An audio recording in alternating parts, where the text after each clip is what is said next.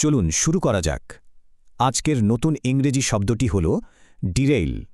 এর সবচেয়ে সহজ মানে হল যখন কোনো ট্রেন তার লাইন থেকে ছিটকে পড়ে। এই হলো রহিম।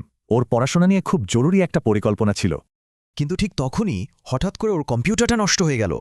এই আনএক্সপেক্টেড সমস্যার কারণেই ওর পরিকল্পনাটা আর এগোতে পারল না, মানে ডিরেল হয়ে গেল। তার মানে ডিরেল কথাটার মূল অর্থ হল কোনো পরিকল্পনা বা কাজকে হঠাৎ করে থামিয়ে দেওয়া। মনে রাখতে হবে, এই শব্দটা কিন্তু সবসময় কোনো খারাপ পরিস্থিতি বা ব্যর্থতা বোঝাতে ব্যবহার করা হয়। চলুন দেখি এটা আর কোথায় ব্যবহার করা যায়।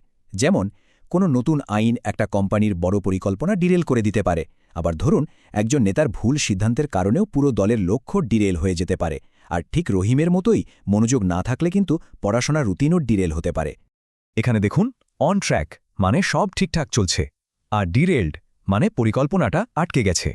শেষ করার আগে একটা প্রশ্ন, কোনো পরিকল্পনা ডিরেল হলে আবার পথে ফেরার প্রথম কাজটা কি হতে পারে?